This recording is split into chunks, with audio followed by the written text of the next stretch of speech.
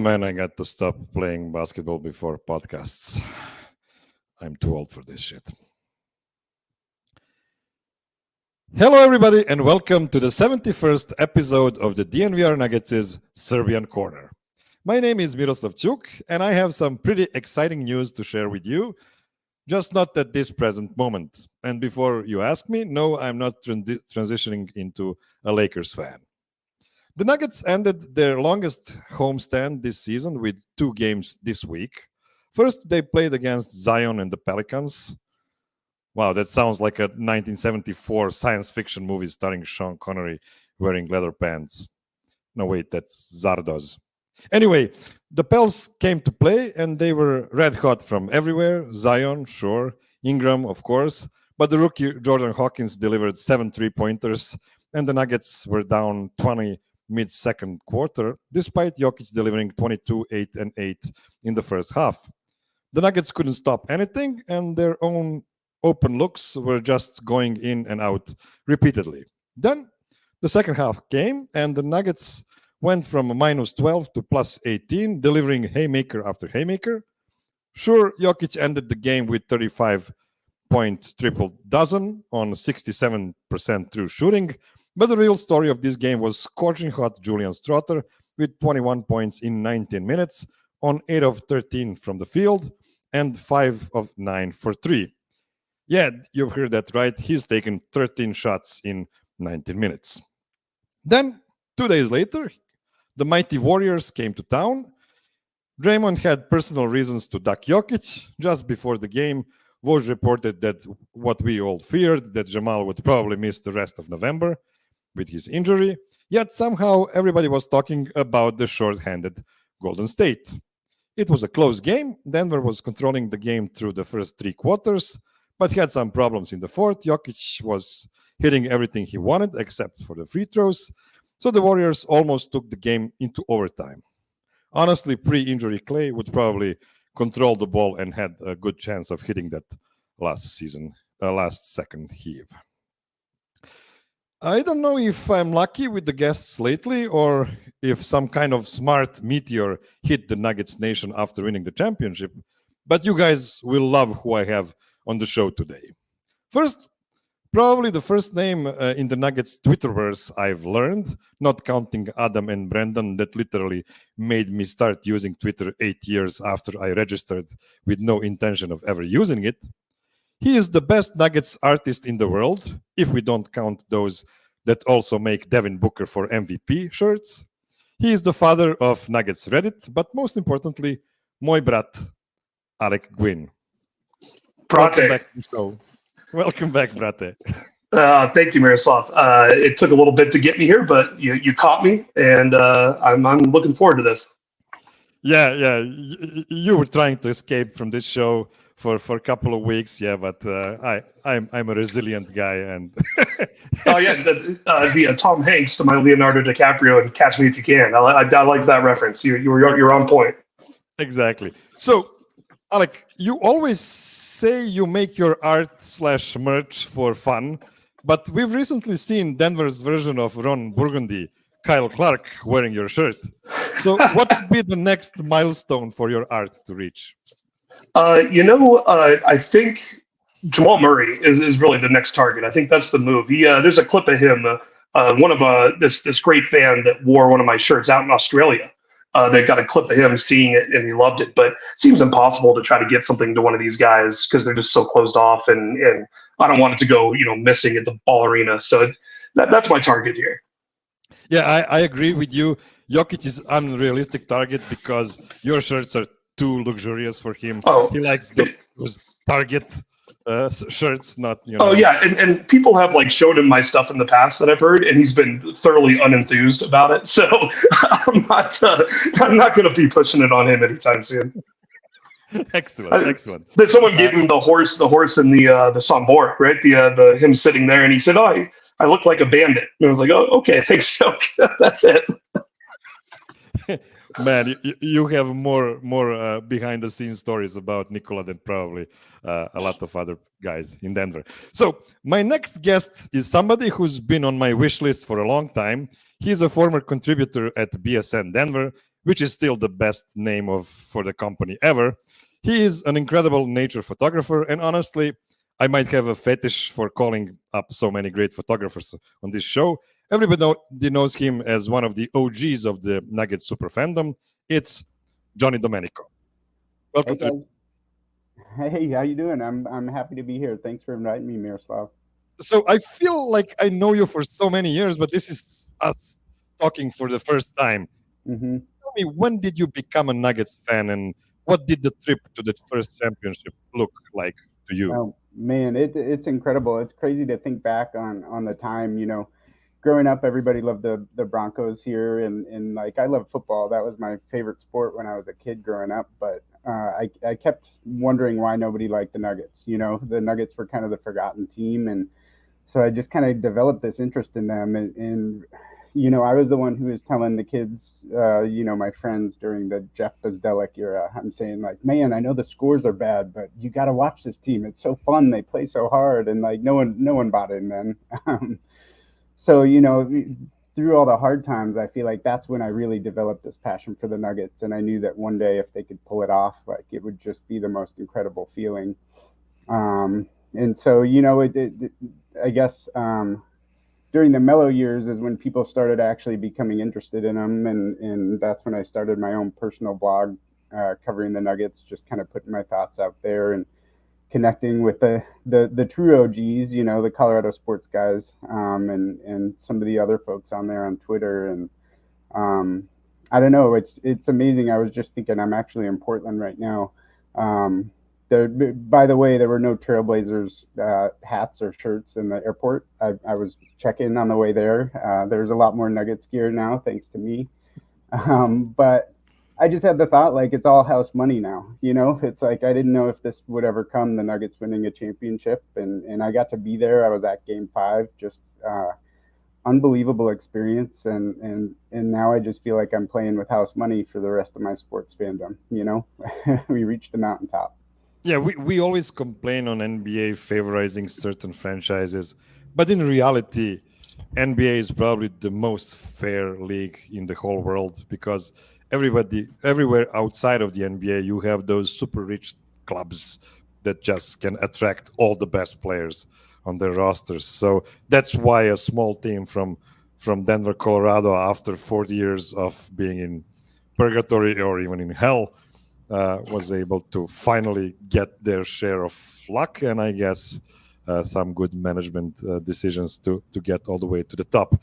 Okay, in case you thought I've made a pact with the devil in order to have Gordon Gross last week, our injury recovery prognostication, in the lineup 18 hours after Jamal's hamstring injury, wait until you see who's coming next.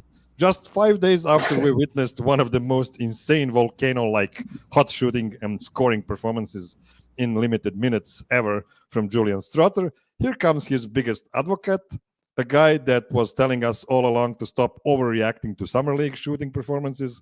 He's the leader of the Nuggets draft Twitter, somebody that understands Calvin Booth's moves months before the fact bite us our collective ass. He is the contributor at Crown Hoops and also a St. John's basketball fan, whatever St. John's is.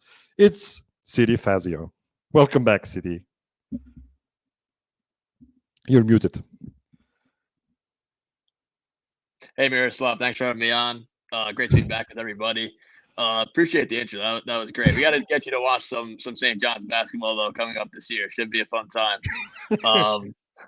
But yeah, no, glad to be back on. Best franchise start, in history, tied for that record. So fun times with, the Nuggets ahead. So great to be here and break it down with you guys. So what's up with you except for running victory laps on Twitter for your great takes from this summer? Listen, I think it's been a nice year run with the championship, and especially it's been cool with like seeing how the draft stuff has really kind of been in effect for me. Like I've really been doing draft stuff since 2014. That was the year that Jokic got drafted. And I can't sit here and say I was the guy who wanted Jokic for the Nuggets back then, unfortunately. But I was a pretty big Gary Harris fan, in 2014. So that's pretty cool to say. But yeah, no, it's been cool to see like the draft stuff really take off for the Nuggets with Brown and Charlotte this year. So it's been cool to kind of cover that and try to, spread my takes on the timeline to get everybody ready for the draft. Excellent, excellent. Before we begin with the actual show, I'd like to try out a new little segment, asking my guests to give me one former Nugget from the Jokic era they still love and root for, one they are irrelevant to, and one they actively root against or make jokes about.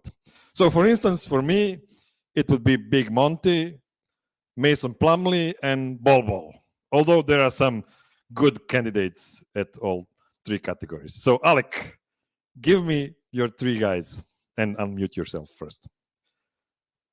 Well, I can't just pick Will Barton because I think that would be too on brand. So, gosh, it would be way too on brand.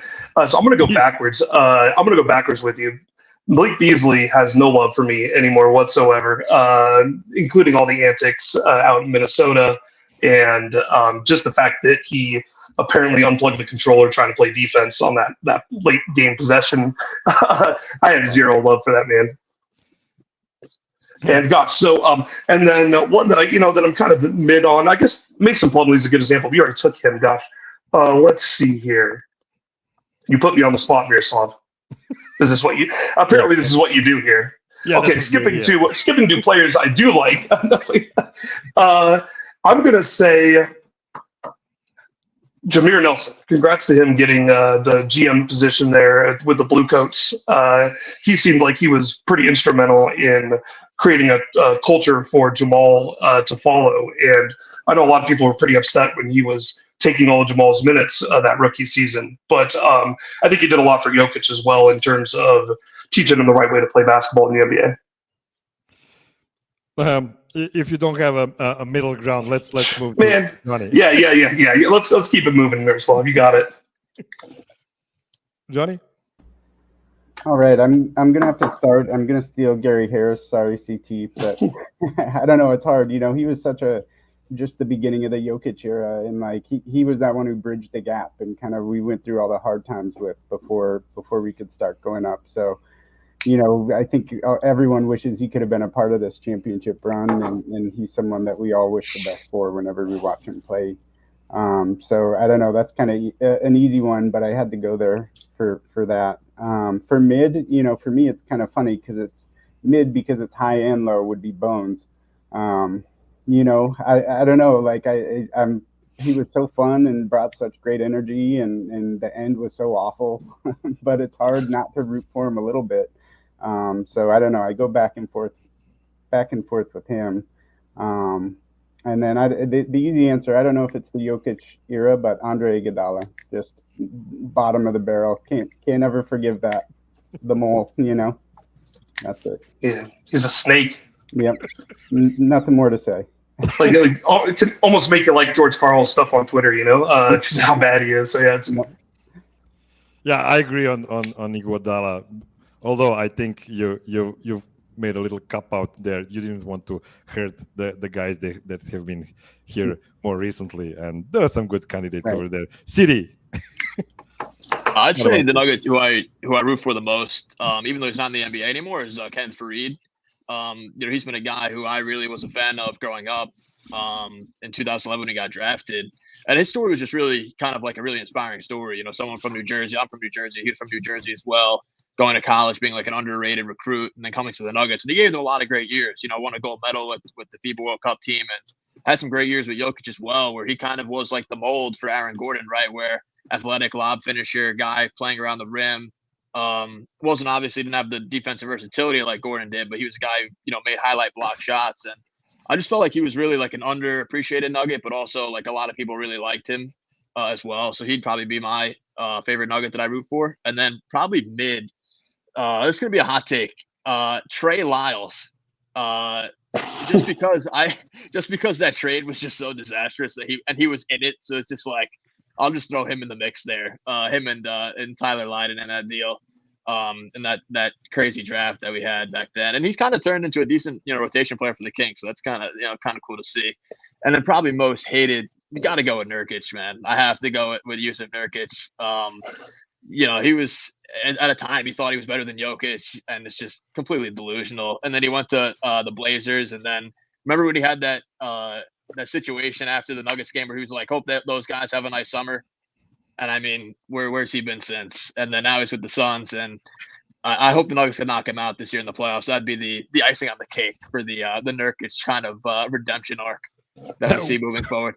We'll see what will happen, but the Suns might be so bad. I might even put Nurk back into the mid category. Like I don't care, man. It's like it's more fun for me to poke at Ball or KBD than Nurk. I don't Miroslav, you'll like it. One day I got to sit courtside, very luckily, at a game where we were playing Nurkic. And so, of course, I screamed out, Yebise, which I believe is some curse words in Serbo-Croatian. We're not going to repeat it here, but I figured you'd appreciate that.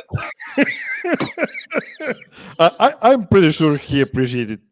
Oh, he looked at me. Yeah, he heard it. He heard it all right. That's for sure. I mean, it's always nice when you're abroad and you hear somebody speak your language, even though he is really mean to you. it's still fun. Yeah, you have to tell us what that means after the show, Miroslav. Oh, certainly will. Yeah. Absolutely. Offline, absolutely. Okay, guys, let's take our first break, and then we'll start with the real show. Don't go anywhere.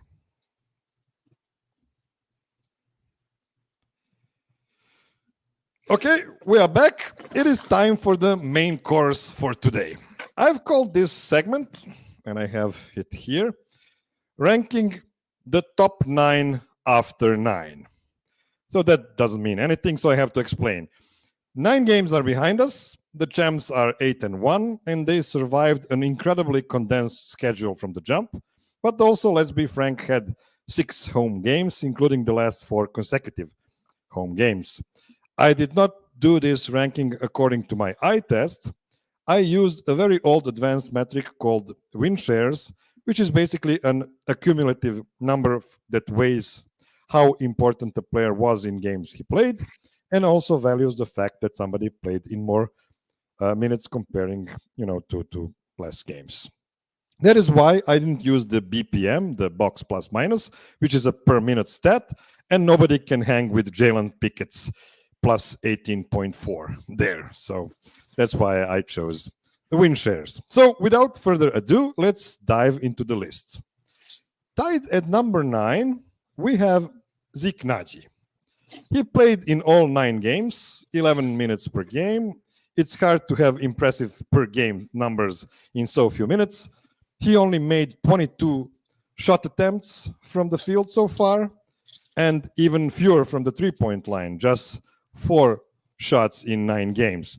This brings his grand total of win shares to 0.2. Alec, this is Zeke's 4th season. We thought it was his make or break season, but then he got extended, so he's probably going to stay in the NBA for the next 4 seasons or 5 seasons even as well. So Coach Malone relies on him heavily, although he did put in DeAndre Jordan in a couple of times when he thought he would be overwhelmed with size. What's your content level with Zeke so far? Honestly, I think the Calvin Booth pulled a Tim Connolly move by overpaying a guy that nobody thought deserved it, and I think it's working out already. It's really motivated him on the defensive end, and especially when we're asking him to play those brutal 5 minutes that nobody but Jokic currently likes to play. And that showed up on the defensive end, I think, more so than what he can contribute on offense, because it seems like the book's out on his shooting. It's not coming back as far as I'm concerned. Yeah, Johnny, how did Zeke look to you so far? I think he's been solid. I kind of agree. I think we think of players playing for that next contract, but I wonder if Zeke is the type of guy that needed to feel like the team believed in him to really try to hit that next level. So maybe getting that assurity of the contract has kind of helped him find a little confidence.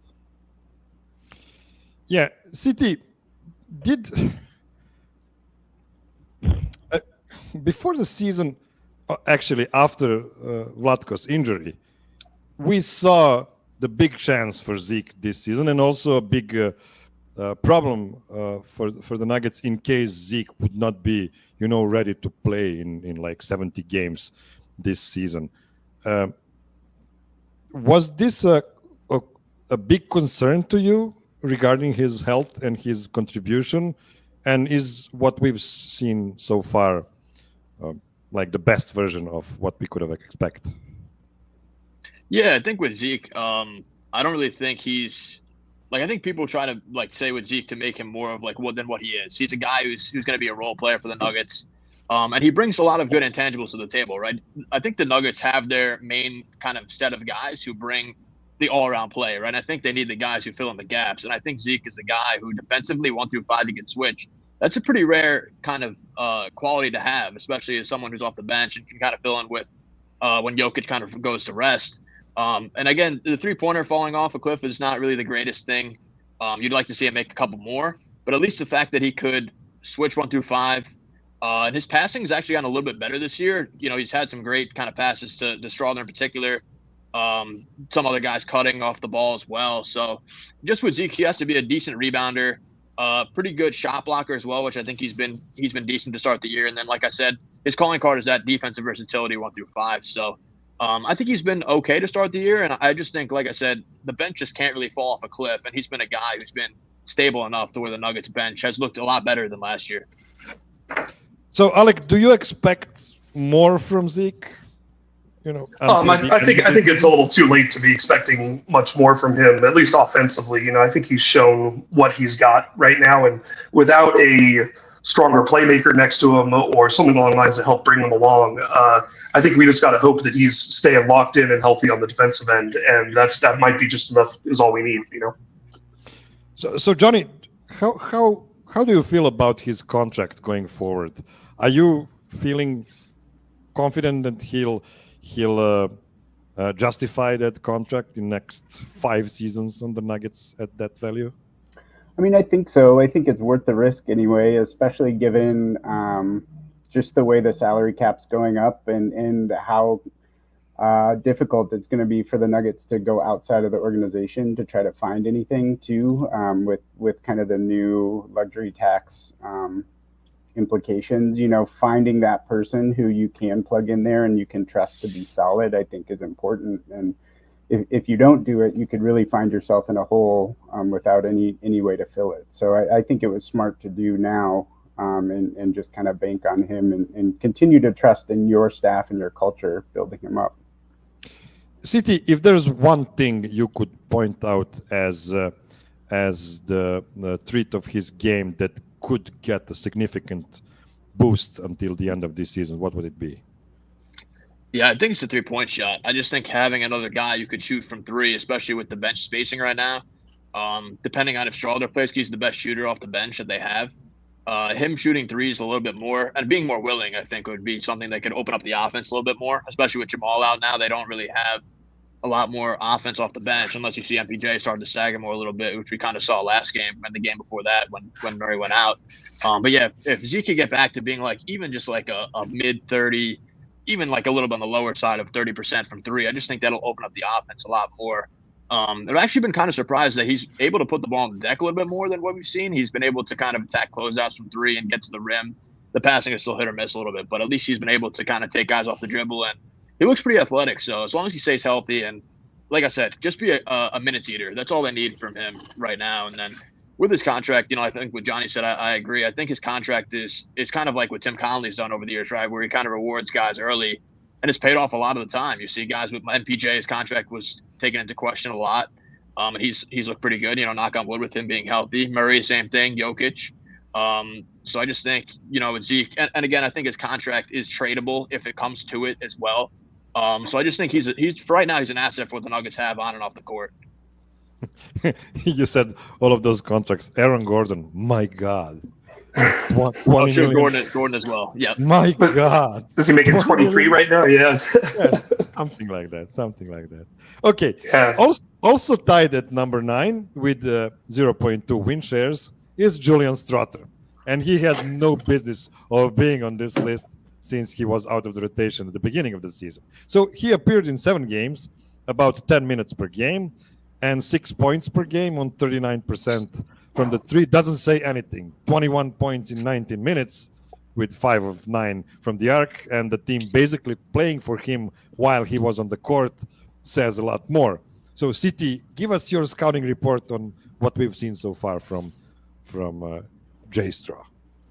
Jay Straw. Just for me, like I've been a guy who's been like I said, I'm really involved in the draft scouting process early on. And Straw was a guy who I've been scouting for the past 3 years with him and Gonzaga. And I was really, really high on the pick as far as like him being. I actually went on a podcast with Ryan Blackburn early in the draft process. We hit on him as far as a guy that the Nuggets could look to target with their bench, because you see now with the Nuggets contracts are set up, you have all these guys who are making high money. The Nuggets need to hit on some kind of lower cost controlled rotation pieces. And with Strawther in college, he was a guy who's a dynamic shooter, pretty good cutter as well. And he had, kind of like an underrated initiating game with as far as his guard skills as well. I think we've seen that with the bench so far. Him and Gordon the other night had some really nice chemistry in that Pelicans game that we saw. And then obviously the shooting was electric. That was just really fun to watch, seeing him hit, all these threes. He's got more. I feel like he has more of a kind of like a screw it mentality than MPJ, where he just like fires up the threes. The other night against the Pelicans, he was doing that, getting the crowd involved as well, which is pretty fun. And I have to give a lot of credit to Malone.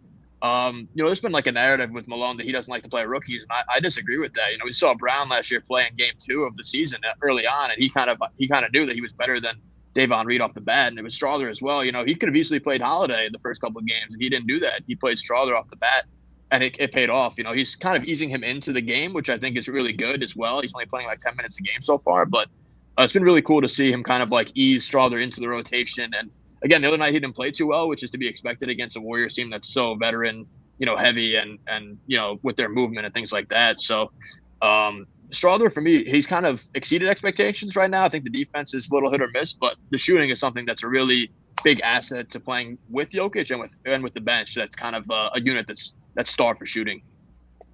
So, Alec, CT mentioned Gonzaga, and funny story. I watched the movie Air today, with oh sure, yeah, Matt Damon and his buddy.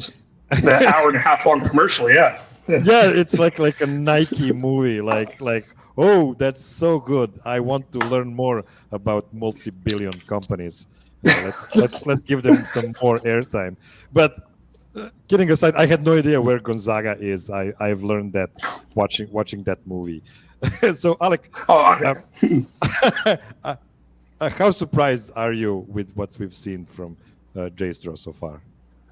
I'm honestly surprised just in his confidence, because watching Summer League, he just kind of looked like another guy. And obviously Summer League's just a whole other beast in terms of trying to fit in. But especially with his floaters, like he'll pull a floater out just automatically. And it doesn't look great sometimes, but it just seems to be going in. And I'm really curious to see how he handles that with his confidence when that stops going in, and what he continues to do when that crazy shot's not falling. But been very impressed so far. Johnny, how would you compare what we've seen from Strawther to what we've seen from Bones last year? It's interesting. It's a totally different feel for the game. I think CT mentioned the guard skills, and that's what surprised me the most about it, is that it reminds me a lot of Jamal, how Jamal plays guard, where he's not quicker than anyone, he's not faster than anyone, but he knows how to get to where he wants to get to, and how to set people up, including himself. So I think kind of that, watching him navigate the offense has impressed me the most, where I feel like Bones was trying to force things quite a bit. He believed in his own dribbling skills, and he just believed he could force his way past everyone. And in the NBA, that wasn't happening right away. So I think it took Bones a little longer to figure out where he fit in, where it feels like Strawther's just kind of finding those creases and finding his way in to the offense pretty seamlessly. So that he really reminds me a lot of Jamal, and I mean that's just perfect. When Jamal's out, when you have a young guy who's kind of developing on that same path, that's pretty exciting to see. Yeah, I've been unfair to him, to Jay Straw, saying that he looks kind of short to me compared to his 6'7" height. But man, when he jumps for those rebounds, he's not short at all. He's pretty long. The looks really effort on nice. defense too. That's I don't think he's quite there yet as far as the skills and knowing where to be, but the effort's been there, and that's I think he'll get there if he wants to be good at defense. He has the body and the athleticism to get there. Okay, one more guy before we take another break. At number 8 with 0.3 win shares, it's Peyton Watson. By the way, these numbers 0.3 after 9 games, that's not bad. Those are pretty good numbers. So Peyton Watson, he is in the rotation from the jump, and we were a bit worried about that part. All 9 games, 16 minutes per game. Okay, 5.5 points on 62% true shooting, 2 rebounds, and 10 blocks total. His defensive rating of 106 is second on the team, only to Jokic's 105. So, Johnny, what are your thoughts on P-Watt so far? I mean, I feel like I don't know, the difference in between what he can be and what he is right now is still so big. It reminds me a lot of a defensive version of MPJ when MPJ was first starting to get a lot of minutes. We knew he could shoot.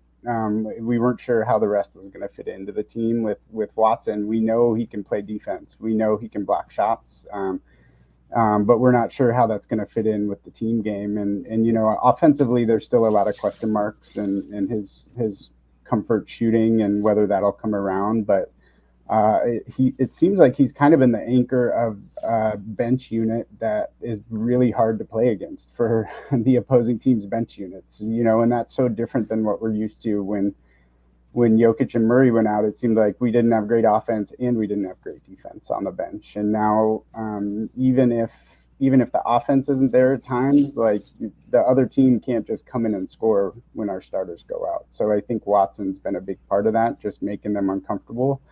And I think if he can just kind of continue to be patient and develop the rest of his game and kind of that fit offensively and defensively too, I think that we'll just kind of see him continue to rise up and affect the game in a lot of different ways, because he just brings something to the table that nobody else on the team has. So it's exciting.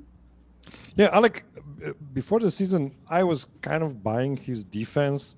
I thought he would be really good over there, but I was petrified with his offense. I thought he might look like Bambi on ice on offense, but he kind of plays his role, doesn't do too many different things, and he's pretty good in all of those things he is doing. So is this kind of the best case scenario for him so far?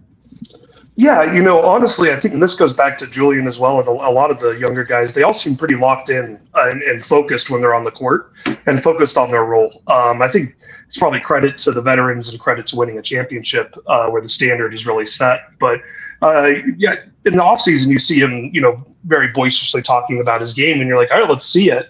But I'd rather see him play his role, and he's been doing that. So hopefully the offensive game will come along, but he's doing exactly what we need to do and kind of staying in his lane, and that's perfect for me.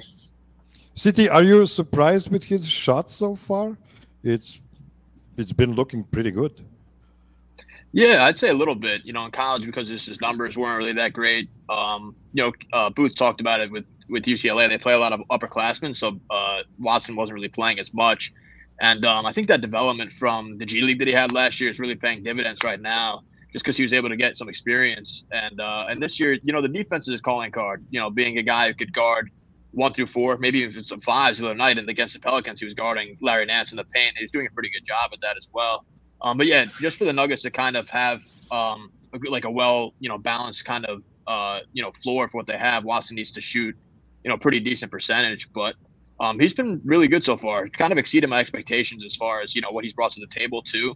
He's played within his role, not taking many shots offensively that have been kind of out of rhythm. And like I said, the defense has been a really big staple as far as able to, cover for guys' mistakes and, block shots and protect the rim. So it's been pretty cool so far that the Nuggets have had 2 guys in Brown, Watson, then Strawther right now. I think a little, he needs some more seasoning, but to kind of hit on 2 guys in the draft, 3 guys in the draft like that, it's been really, really impressive to add to the Nuggets kind of cap structure that they have with their, their starting 5 is really, with their contracts are pretty high. So you need to hit on guys like that. So to have Watson and Strawther and Brown kind of, show out so far has been a really big bonus to the Nuggets' kind of long-term plans. Yeah, I agree. And we still have 7 guys more to hit that have shared the wins so far. So let's go on a quick break. Don't go anywhere. Okay, we are back. At number 7, it's my favorite story so far this season. It's Reggie Jackson's redemption tour. So the biggest concern before the season was, what would Reggie look like in the minutes with Jokic on the court? Is he just a gunner with average efficiency? But he looked great, at least in my mind, and according to numbers as well. From the jump, he fitted like a glove so far in these games, especially in games Jamal missed because of the injury. So 23 minutes per game, 9.5 points per game, almost 4 assists in those relatively limited minutes, just 1 turnover per game, 36% beyond the arc. Alec, did we replace Brucey B's ball handling minutes smoothly so far? Gosh, it's really a tough question because of the dynamic nature of Bruce's impact to the team across the whole season. But I think credit to Calvin Booth, he's been able to recognize guys like Reggie that maybe would not have played Jokic type ball in the past, but love the game of basketball and want to play the right way when they're here. And he's been perfect in that role. You know, it's going to take him, I think, a little to get the chucker out of him a little bit still, but maybe you need a chucker sometimes too. And big government does bail you out. So it's been great to see his growth here compared to last season. So Johnny, we've seen Reggie actually bail out Nuggets many times this season, which is comforting, right? Yeah, I mean, I think that goes to what we're talking about with the bench unit, kind of having a really strong defensive identity right now, but not knowing what to do on offense. And like, that's where you need that person who's confident shooting. You know, you need someone who's willing to go and try to put some points up either way. And Reggie's a guy that, like, I feel like every other year I was either like, man, we got to get this guy on the Nuggets, or man, I don't want this guy anywhere near the Nuggets, you know? And so it's cool to see we've kind of got both. The end of last season, it looked like he was lost and didn't know where he fit in, and now he's totally bought in to the team and kind of knows his role and is doing a great job. So I'm really excited about it. CT, 20 minutes per game for a 34-year-old guy, is it too much, or is it something that he should manage this season? I think he's okay to manage it this year. Definitely that he's getting a little older is somewhat of a concern, but for me personally, like, I was pretty critical of the Reggie move last summer. And I know a lot of Nuggets Twitter was as well. So I'll definitely have to take the L on that one. He's been really, really good so far as his like Alec mentioned as well, like, he's really not straight away from playing the Nuggets brand of basketball. Like you would kind of see last year, he'd break off plays and just not play through Jokic, right? This year, like you see in the Warriors game in particular down the stretch, had 2 plays where he gave the ball to Jokic, cut to the rim, easy buckets. So that's cool to see that he's kind of bought into the Nuggets brand of basketball. But he's been really good all around. Even the defense has been pretty good for the most part. Where I know he's not like the tallest guy, he's kind of a little shorter than Jamal, but he's got a 7-foot wingspan to kind of make up for that. So all around, he's been really good, and I'm kind of interested to see how he does moving forward with Jamal's injury. He's going to have a lot of responsibility running the offense with the starters and then kind of stacking with the bench as well. So it should be pretty interesting time to see how Reggie fares on that end. Yes, time for guy number 6 on this list, and it might be the first surprise, but not to the people that are locked into the advanced stats for years. With 0.5 win shares is Jamal Murray. So the year of Jamal didn't start great numbers-wise, even though we know this was by far the best version of regular season Jamal so far. He only played for 9 minutes in that Chicago game when he injured his hamstring, so his minutes average is only 31. 16 points on 44% from the arc. Wow. Although only 4.5 attempts per game. 7.5 assists, career high, and only 2.6 rebounds per game, which is pretty surprising. If he indeed misses the rest of November, that's going to be at least 12 games missed, and probably more. That might cost him not being an all-star again. So, City, what's your biggest positives and what are your biggest concerns about Jamal's level of play so far? Yeah, I think with Jamal, I think he just always starts the season off a little bit kind of I don't know if it's slow is the right word, but kind of more methodical as far as like how he's going to manage from the beginning of the year to the end of the year. And I actually looked up the numbers last year through 10 games, and I know he's coming off the ACL. He was averaging 16 points, 4 assists, 4 rebounds on 44 and 36 from the field and 3-point percentage. So he kind of always starts a little bit slower on that end, just kind of work his way into the offense. But just for me with Jamal, it's just I've always been impressed, especially like last year and this year. Like his point guarding skills have gotten really good as far as his assisting and the way he's setting up the offense and playing alongside Jokic. Where I don't really have too many concerns. I think defensively, maybe like it's always a little bit hit or miss, but like his point guarding skills have been really good. His shooting's always been pretty good. And like you mentioned with the All-Star appearance, it's a bummer because I wanted Jamal to make the All-Star team this year. I think he really deserved it. But on the other hand, if he does like with the All-NBA stuff, the Nuggets like kind of dynasty plans, as Booth said it might come more into effect with if he doesn't get that big deal, the Nuggets might be able to keep their starting five together. Personally, for me, I would like the starting five to be together through Jokic's whole career. I just think this starting five is the best starting five and the most kind of like identifiable with the fans as well, that they'll have the best chance to win the finals. So stinks for Jamal to go out. Wishing him a speedy recovery. But I've been impressed for the most part with what I've seen. But hopefully when he comes back, he could pick up right where he left off. I'm always glad when the players get paid, but I can live with Jamal earning like $50 million less. Like you have like 400 million. You'll be fine. You'll be fine. So Alec, 2 years ago, while we were waiting for Jamal to come back, did you ever think that he might be a guy that helps winning championships by making 10 assists per game instead of, scoring 30 a game? I think one of the defining traits of Jamal is self-belief, belief in himself. Like the day he was drafted, he said, "I'm a point guard," right? And it might have taken him 4 years to really earn that title. But you remember how much we used to cry about the entry passes to Jokic, and now he's doing it with a flair that you just love to see. And so, I'm definitely bummed that he won't get the accolades maybe that he might deserve. But I think it shows that how much the All-Star game and even All-NBA is kind of antithetical to Nuggets basketball, where the ball is just shared everywhere and you don't know who's going to get all the points every night. And that'll win you a championship, but it might not get you the big contract.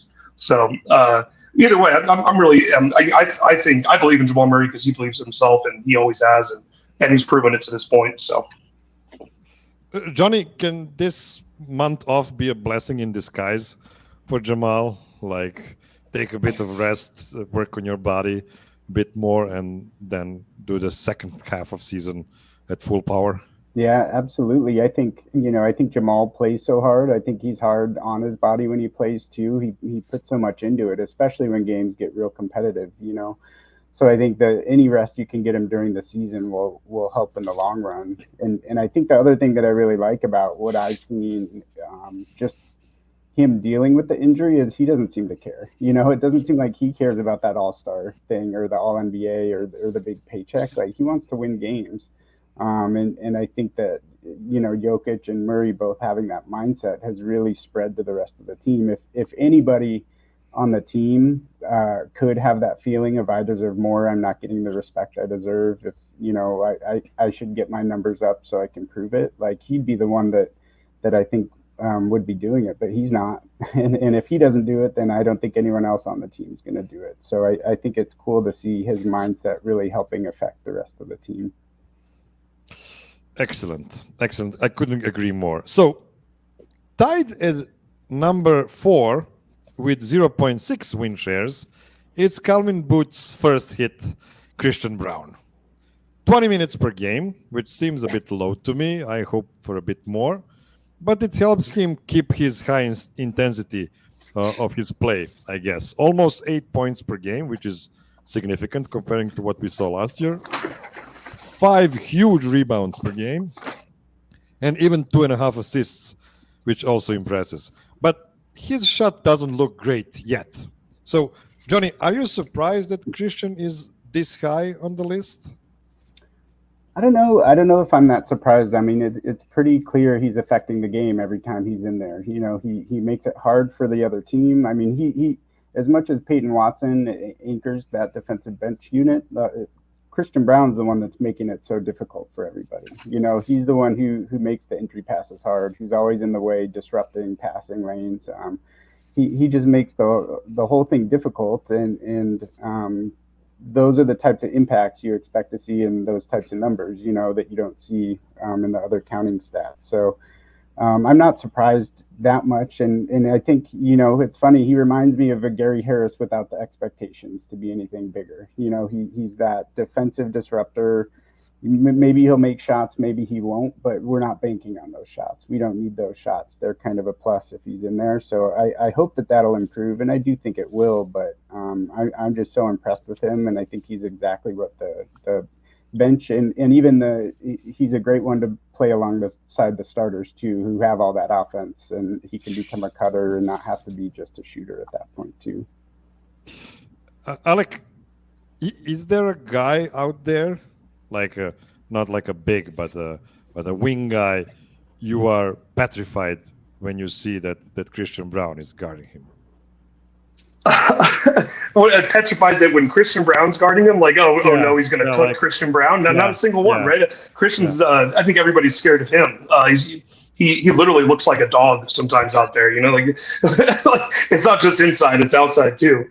But you know, I've been happy with his contribution, and I think for the current team and the current setting, he's perfect. But I do have some trepidation about the future, and can he replace be a starting 2 or 3 without the offensive skill set that, you know, KCP has or that AG has, or Mike rather. But right now he's been fantastic, and as long as he's barking it, guys, we're in good position.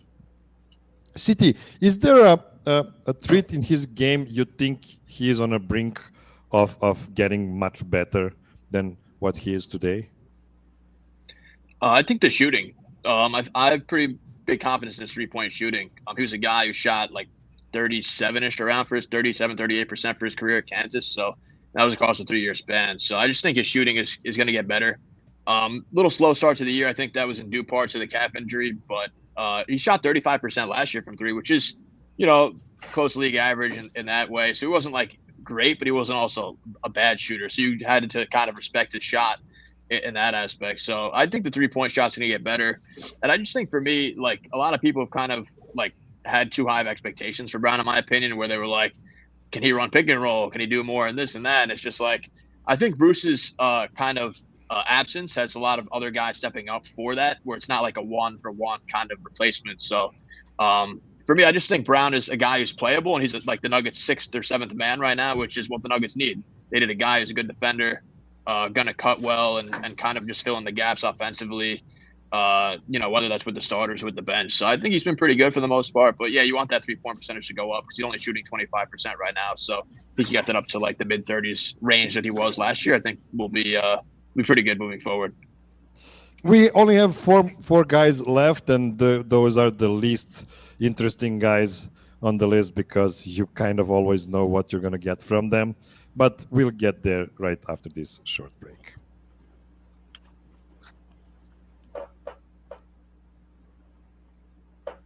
Okay, one more guy who is tied at number 4 with 0.6 win shares is Kenny Pope. 33 minutes per game, which is second only to Nikola. 10 points, 2 steals, 43% from the arc. What? I want to say he got 8 out of 9 defensive player of the game chains. That might be wrong, but he got plenty. One day, he'll probably regress physically, so he won't be able to play this kind of top-level defense. But that day isn't today. Alec, I'm not sure there's a better 3-and-D option at the 2 out there. Should we expect some KCP-themed merch from you since he's such a legend out there? Oh, certainly. I think one of my goals recently is I need to start focusing on people that aren't Jokic. Come to find out, he's kind of my muse, I guess, since all I do is just draw Jokic. But I've been, I would have just expected KCP to be as good as last year or falling off a little bit just with age, and he has just been outstanding. Malone can be a bit corny at times, and with all the defensive player of the game change, you're like, all right, maybe someone else might deserve, but no, it's been all him, and it's been absolutely outstanding. There's plenty of great breakdowns out there. I think, is it Yaya Dubin? Is that Dubin on Twitter? He did a fantastic breakdown of just everything KCP and the Nuggets are doing right now, and it's pretty cool to see. Yeah, CT. Would you? Let's just pretend we have a magic wand. Would you switch KCP with anybody out there in the NBA and not, change the position? I'm not talking about like Michael Bridges or something like that. Just a two guard out there. As far as fit goes, I don't think so. I really don't, just because KCP is a guy that the Nuggets have needed for so long. When you kind of look back at, I tweeted the other day actually. Gary Harris was the guy who was really in the mold of like what the Nuggets needed at the guard spot defensively. Then you saw with Austin Rivers as well. He wasn't obviously as good or impactful, but he kind of was a defender that was needed around Jokic, and kind of where the regular season is. You need guys to like fill in the gaps defensively against, a night after night basis. And KCP is a guy night after night. His defensive versatility is really, really special in my opinion. Just seeing him guard point guards and shooting guards, and even slide down to the three where he was guarding Brandon Ingram the other night pretty well, pretty good as well. So, and especially with Booth extending him a year early when he got traded here, it was such a great move, just because the Nuggets need, their starters locked up for the foreseeable future. So, yeah, no, I think KCP right now is the guy who is like the dream fit for what the Nuggets starting two guard spot has right now. He can become a free agent next summer, right? Is it? I think it's a player option, right? Yeah. Yeah, he has a player option, so he might 24, I believe, right? Yeah, 24. I believe so. So, Johnny, are you scared that the Nuggets might not be able to keep him? I mean, yeah, absolutely. That's a fear right now, just with the the financial realities of everything, is with Bruce and with Jeff Green, and it's hard to pass up that money, and he is certainly the type of player that I think teams are going to throw money at. He is getting older, and there is that fear that the athleticism won't be there, forever. So, that gives me hope that they'll be able to bring him back. And I think he recognizes that it's a perfect fit too. So he's not as open about it as someone like AG maybe. He's a little more guarded with that stuff. But I wouldn't be too surprised either way with that. But, I think even like we've been talking about, even if they're not the perfect replacement for him, there's some younger players that can plug in there and fill in parts of that too. So it's a fear, but it's funny. I feel like for years, KCP was the guy that Nuggets Twitter was all over. They're like, this guy would be the perfect fit. This guy would be the perfect fit. And it was great to see they went and got him, and everyone was right. And it's worked out great too. Okay, top three. The best front court in the world. Tied at number 2 with 0.9 win shares is a guy who continued where he left in June. Nobody can hunt him on defense anymore.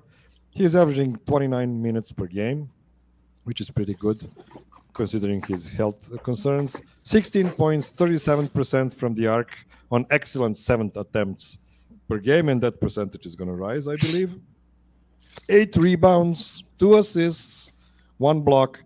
It's Michael Porter Jr. So, CT, is there and I'm repeating myself, is there a 3-and-D 6'10" wing in the league you would take before Michael today? There is not even Kevin Durant. Oh, definitely not Kevin Durant. But yeah, we're trying to win here, yeah. Right.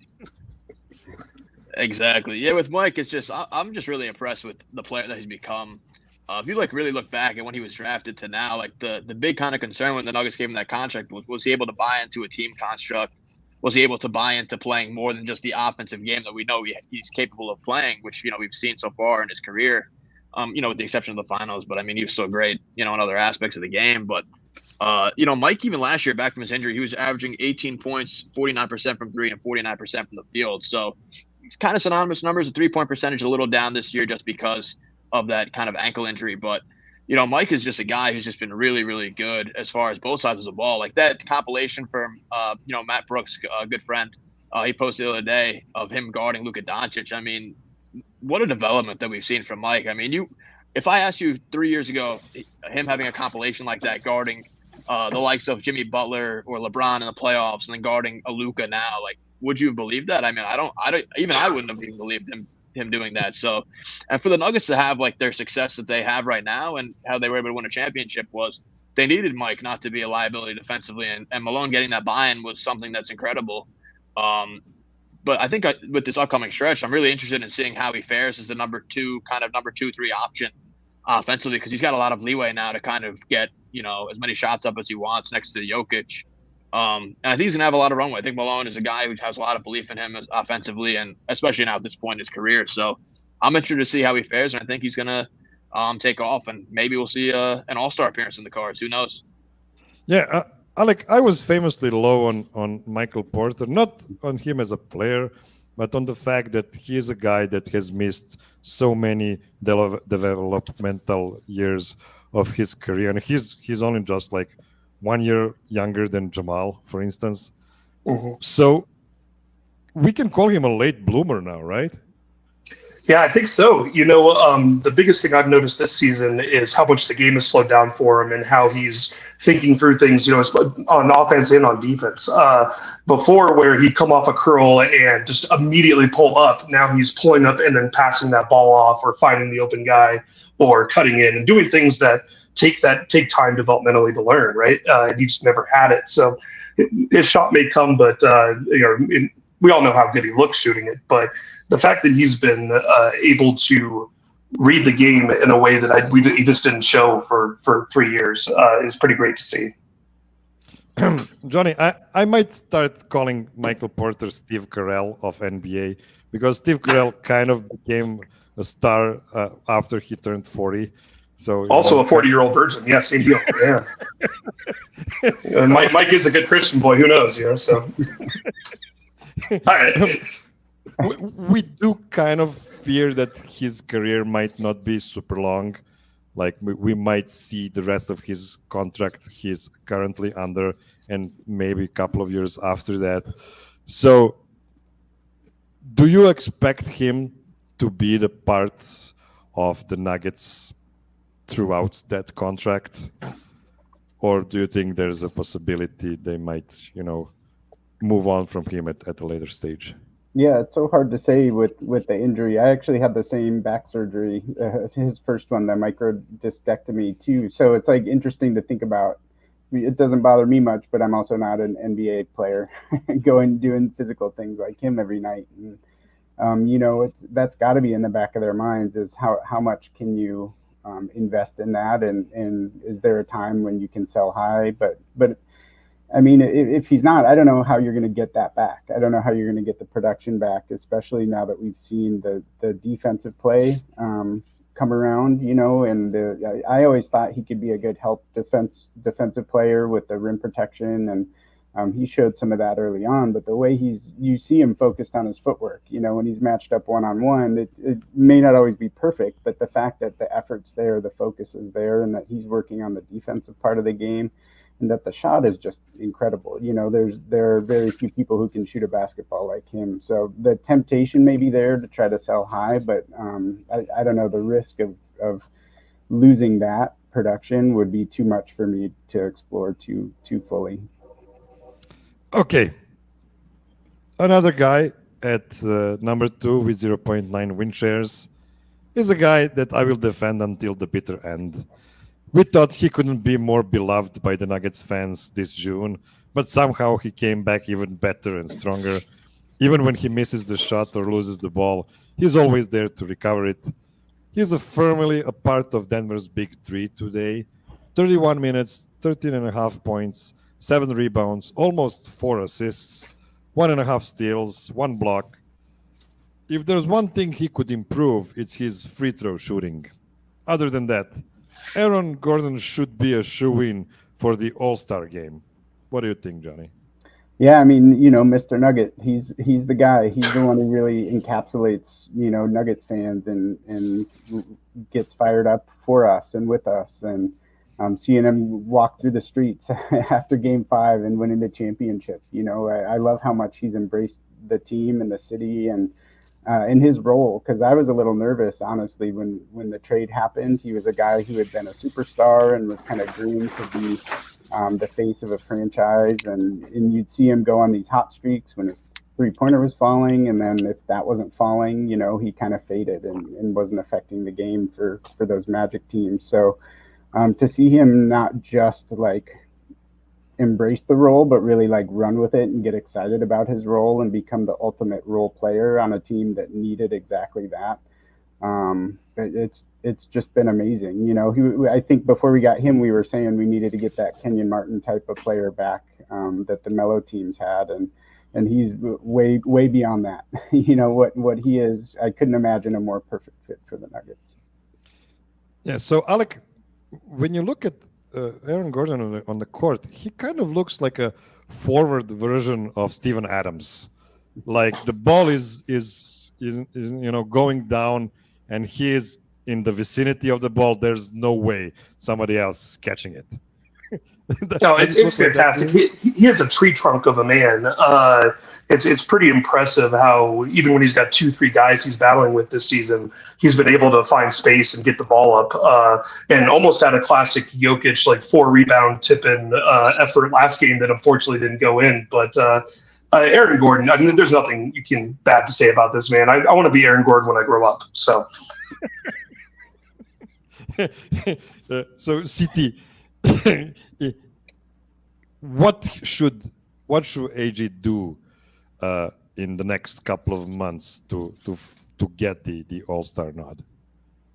Yeah, I think he's got as good of an opportunity moving forward as anyone. Especially like him and MPJ are kind of battling for that, I think, number 2 spot with Denver in the All-Star game next to Jokic. But yeah, I think his shooting offensively has to get a little better. I think he's starting a little slow on that end. But other than that, defense has been incredible. His playmaking has been great. Rebounding, his dunking is coming back a little bit now after like a slower start to the year. So he's been fantastic. So I think he's got a really good chance to make the All-Star game. I know last year I think he should have probably been in that discussion as well. He was up until the end.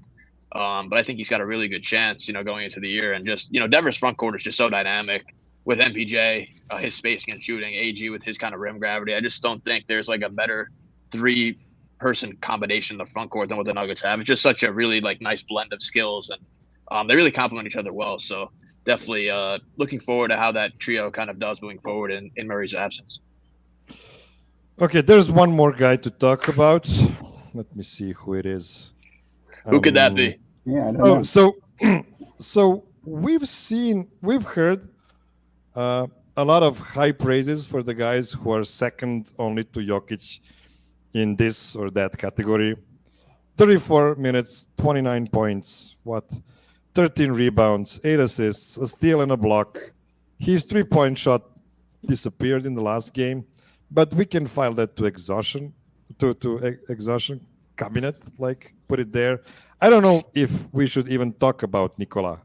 I have no words. What about you, Alec?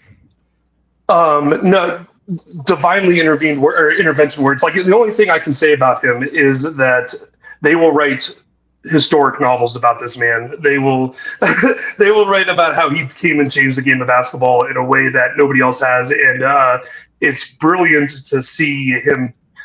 I think the maturity side of it, where part of it is that everybody's buying in right now in a way that we haven't seen all the way from 1 through 15. And Jokic used to get kind of annoyed with Mike or annoyed with Jamal even or whatnot, and you don't see a single bit of that right now. Everybody's playing the way he wants to play, and what happens. But this man, I can't say anything else about him. He's amazing. CT, are there any words about him right now? I mean, I just think he's in line to get another MVP, unless another one of those tricks comes out that we can't get another one for the third in a row. But I just think Jokic, I really hate the narrative going into the year that they were like, a lot of like NBA Twitter people or like the pundits, they're always like, he hates basketball. It's a side job to him. I'm like, do you see how passionate he is about the game? Did you see him when he won the championship last year? And even this year, he could have sleptwalked into the year and said, we won the championship. Who cares about this regular season? But he's coming with renewed focus, and it's been really cool to see. Like, he's really taken a lot of the guys under his wing and kind of like coaching them up on the sidelines, and see him talking with Strother, see him talking with a Watson or an MPJ, and saying like, hey, maybe you should do this or this. And it's pretty cool to see him be more vocal this year as well. Like, you see him in the huddles. He's really more instructive about what he wants to see out there. And the Nuggets, other players are really following his lead and kind of believing in him as well. So I think that's been really cool to see him kind of take on that role as like more of a leader type, and on the floor and off the floor as well. Johnny, I think Joel Embiid is having a really great season so far. And I think he has a better case of being an MVP this season than last season. But man, if the Nuggets just go like 65-17, what you gonna do? No, I mean, it's not even just the wins or the numbers, really. It's how he's doing it. Everybody who watches the games, and people are actually watching the Nuggets games now, which is nice. They come away saying, like, how do you stop it? You can't stop this guy. There's just no answers for him out there. And I don't know. My big thing with Jokic, we always laugh about like who's in the conversation for MVP. Like, oh well, they're not there, but they're in the conversation. Well, now we're talking about the conversation for Jokic is, where does he rank all time? And he's up there. He wasn't top 75, but is he top 10? Is he in the top 5 discussion now? So, and it's pretty exciting just to see everybody recognize that greatness and how inevitable he is. Yeah, so I mentioned that we praise our guys to be second to only Nikola Jokic, and this is inspired me to make one small game for the end of this show that is called Second to One. So I'm gonna give you a stat, and you will tell me who is the second guy on the Nuggets in this particular stat. Now, it's not always Jokic at number 1, so you can use Jokic as an answer too. So let's just run through it quickly. Alec, first question for you. Who had the second most total field goal attempts this season for the Nuggets? This feels like a trick question. I'm going to go with Jamal Murray. That is incorrect. Johnny? Let's see. I'll go with MPJ. Yes, MPJ is correct. Of course. Jamal was, of course, number 2 On brand. until he got injured, but now MPJ is over there. He has shot 120 field goals next to Jokic's 172. Not really close. So, okay. Next question for Johnny. Who had the second most total three-pointers made this season for the Nuggets? 3-pointers made. I'm going to go with Jamal for that one. That is incorrect. CT. I'm going to go with KCP. Yes, that's right. KCP made 15 three-pointers. He is second to Michael Porter's 24. Okay, next question for CT. Who had the second most total rebounds this season for the Nuggets? Can I go 2 for 2 here? MPJ. That is correct. That is, of course, correct. That's the easiest question today, I have to be completely honest. Back to Alec. Who had the second best defensive rating this season for the Nuggets? I'm going to go with Nikola Jokic. That is incorrect. Johnny. Man, second best defensive rating. I will go with Aaron Gordon. That's correct. Actually, Aaron Gordon and Peyton Watson are tied at 2. And I actually mentioned this when I was talking about P. Watt. So, yeah. We were paying attention. I was just playing along. Don't worry. Yeah. Okay. Johnny, next question is for you. Who had the second best net rating, 10 minutes per game minimum this season for the Nuggets? I had to put this qualifier of 10 minutes per game because of Jalen Pickett. He has like a 180 offensive ratings. So that's who I was going to guess. So I'm glad you said that. Second best net rating. Yeah, I will go with MPJ. That is incorrect. CT. I'm going to go with Gordon. That is also incorrect. Oh. Alec. Well, that was my answer. Shit. Let's go. We're just gonna get how many players we have left on the roster. I'm gonna go with KCP.